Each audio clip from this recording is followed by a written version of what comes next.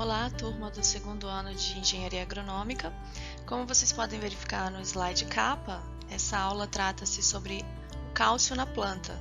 Nós veremos então desde a absorção, transporte, suas funções e como se dá a sua redistribuição na planta.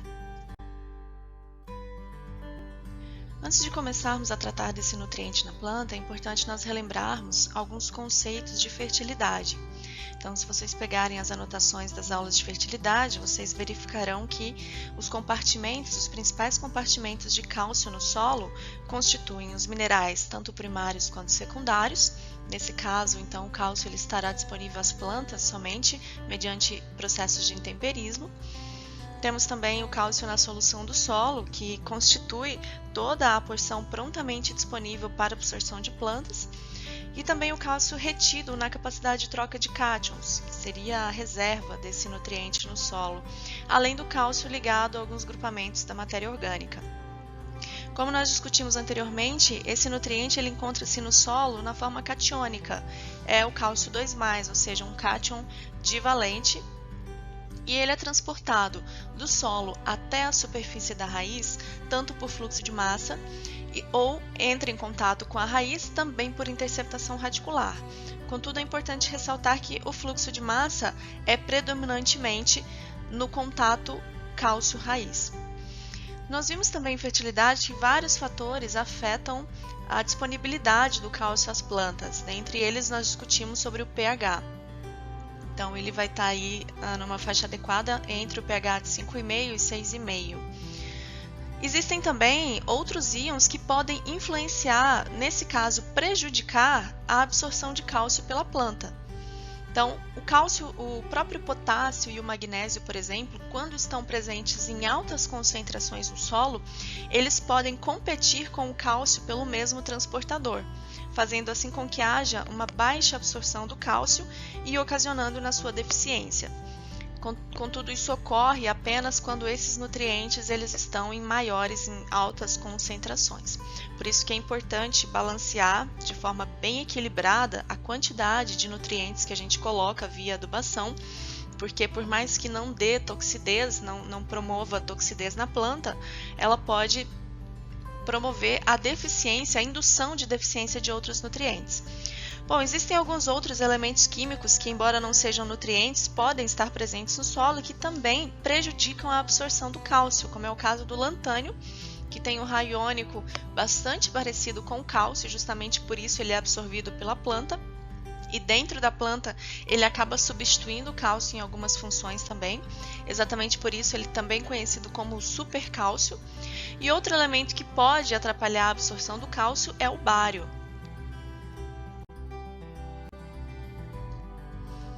Bom, e como se dá a absorção do cálcio pela maioria das plantas? O cálcio, diferentemente dos outros nutrientes, ele é absorvido unicamente nas raízes mais jovens, ou seja, são raízes que contêm células com uma parede celular não suberizada. O que significa isso? Que essas células, elas ainda não passaram por uma impregnação mais intensa de suberina ou de deposição de lamelas de suberina na parede celular. Isso confere à parede celular dessas células uma característica um pouco mais permeável do que as outras que já estão mais suberizadas. O processo de absorção do cálcio ele varia conforme a concentração de cálcio no solo, mas em geral ele é dividido em duas etapas. A primeira etapa, que costuma ser a mais rápida, é a etapa passiva, e é onde ocorre a maior proporção de absorção desse nutriente pela planta. A segunda fase, que já é um pouco mais lenta, ocorre por transporte ativo, ocorrendo então de uma maneira mais lenta, mas absorvendo uma proporção menor de cálcio, certo? E ocorre via proteínas transportadoras presentes na membrana plasmática. Alguns fatores que influenciam a absorção do cálcio, como nós já falamos, existem aqueles cátions discutidos no slide anterior que podem influenciar negativamente a absorção do cálcio. Por outro lado, dependendo do íon acompanhante, pode haver um sinergismo na absorção. Então, como eu falei em sala de aula, o cloro ele tende a apresentar uma sinergia na absorção dos cátions que ele acompanha. Então, aqui nós temos uma sequência de preferencialidade, de maior sinergismo de ânions que acompanham o cálcio. Então, por exemplo, o cálcio, quando é aplicado na forma de cloreto de cálcio, ele tende a ser mais absorvido do que na forma de nitrato de cálcio, que por sua vez é mais absorvido do que na forma de sulfato de cálcio. Então, há aí um sinergismo, ou seja, um benefício mútuo desses ânions para com a absorção de cálcio pelas raízes. Bom, como se dá o transporte de cálcio na planta? Basicamente via floema. Então, a partir do momento que ele atravessa a epiderme, o parênquima, a endoderme, chega no cilindro, no feixe vascular da raiz, ele é levado para a parte aérea via xilema e esse transporte é passivo, seguindo o fluxo transpiratório da planta. Ou seja, nesse caso, a taxa de transpiração da planta vai afetar diretamente o transporte desse nutriente. Qual a implicação prática disso? Significa que as partes da planta que possuem uma taxa de transpiração menor que a das folhas vai ter então um aporte menor de cálcio nessas estruturas, como é o caso dos frutos. E a gente vai ver isso mais à frente. Aqui nessa próxima foto, o que acontece por conta desse transporte de cálcio na planta ser dependente do fluxo transpiratório. Então, um dos sintomas que a gente pode observar que é o tip burn em alface. Então, tem esse necrosamento aqui das pontas das folhas mais jovens, certo? Como vocês podem observar na figura, que é conhecido como tip burn em alface, justamente porque o cálcio chega em uma quantidade muito menor nessas estruturas. Outro exemplo é o colapso interno em manga. Então, se vocês observarem, principalmente nessa parte aqui, a gente consegue ver um amadurecimento precoce em relação às outras partes que ainda permanecem verdes. Então, esse colapso interno nada mais é do que a desintegração da polpa. Em alguns casos, há também a formação de cavidades logo aqui abaixo do pedúnculo e um amolecimento sobre a casca. Isso ocorre porque há uma desorganização celular resultando na degradação da polpa por conta da baixa quantidade de cálcio que chega nos frutos.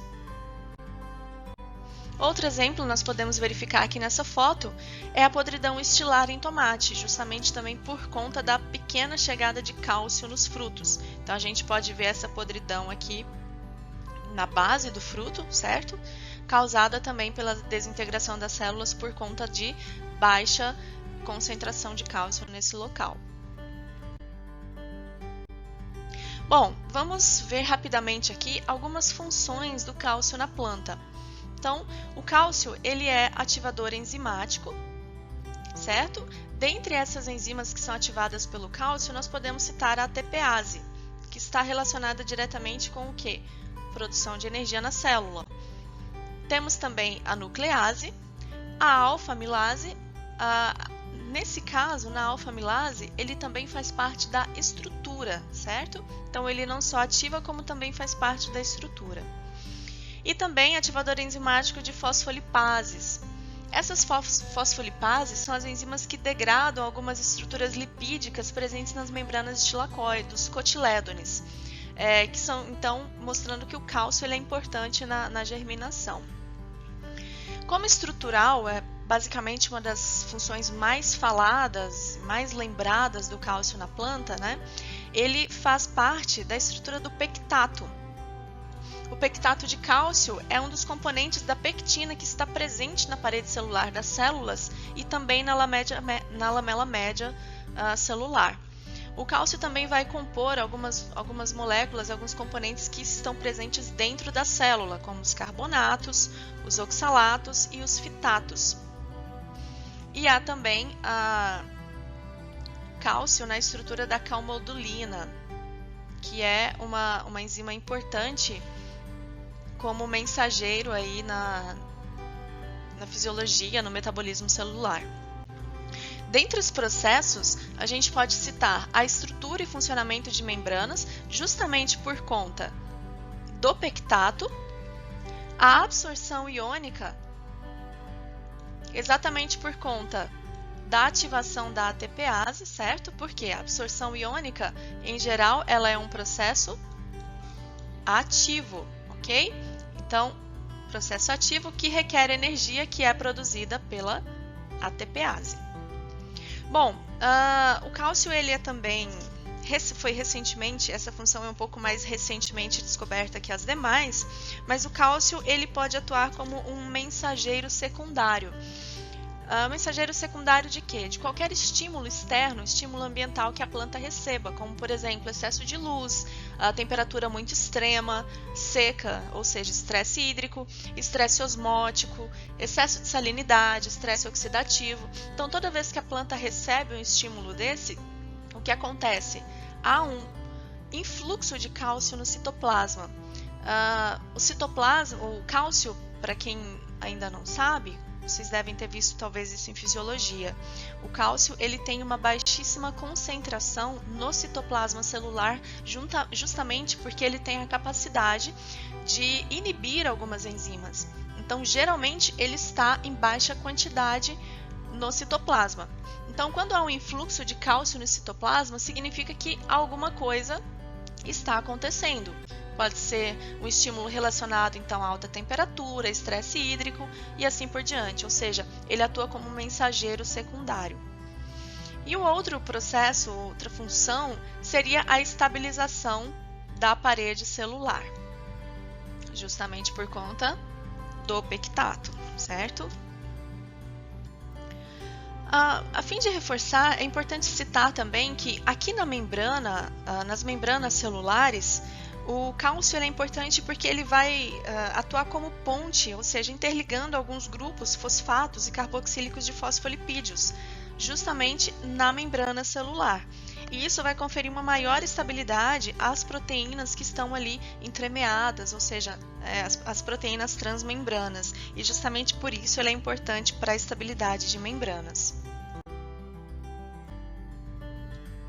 Bom, e sobre a redistribuição do cálcio? É geralmente muito raro, porque o transporte do cálcio no floema ele ocorre justamente pelo citoplasma das células, onde nós acabamos de falar que há baixa concentração desse cálcio.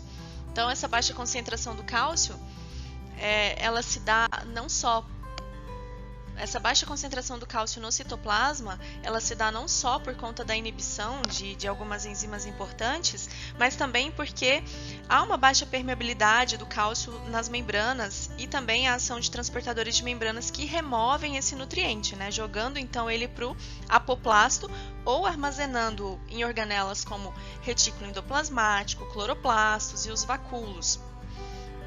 Então, geralmente no floema, o cálcio ele acaba formando complexos de sais insolúveis, certo? Como oxalato, fosfato, e é exatamente isso que dificulta a sua redistribuição. E justamente por conta dessa quase inexistente redistribuição do cálcio nas plantas, seus sintomas de deficiência tendem a aparecer nas folhas jovens e também áreas de crescimento, meristemas apicais e assim por diante. Então, como vocês podem observar na foto, existem alguns sintomas característicos do cálcio que pode variar de espécie para espécie. Observando então nessa primeira foto à esquerda da cultura da espécie alface, né?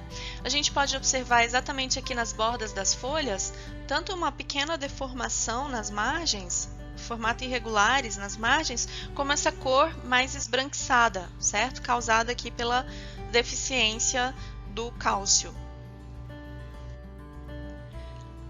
Aqui também na foto à direita, vocês podem observar aí na cultura do morango, né? Há uma deformação em brotos, certo? E em folhas jovens. Então a gente pode observar isso mais presente aqui nessas folhas mais jovens, nesse broto. Podem aparecer também algumas manchas necróticas internervais nas folhas, morte de brotações a partir das plantas e, dependendo aí da espécie, gramíneas principalmente, pode provocar o perfilhamento das plantas, tá? O que pode ser observado também é um crescimento bem pequeno de raízes, ok? Vale ressaltar que esses sintomas eles podem variar de uma espécie para outra. uma das características que é bastante geral é que ele ocorre nas folhas mais jovens, por conta do seu processo de redistribuição. Bom, então, basicamente, de cálcio era isso que nós tínhamos para ver, e eu deixo aí para vocês sugestão de leituras. A aula foi baseada praticamente nesse primeiro livro aqui, do Prado, de Nutrição de Plantas, mas também pegou informações tanto do livro do Marshner, que é aí uma bíblia da área de nutrição mineral de plantas, e também do livro de Nutrição Mineral de Plantas da Sociedade Brasileira de Ciência do Solo. Então, são 3 leituras aí importantes, principalmente para quem quiser aprofundar sobre esses estudos de funções de nutrientes nas plantas.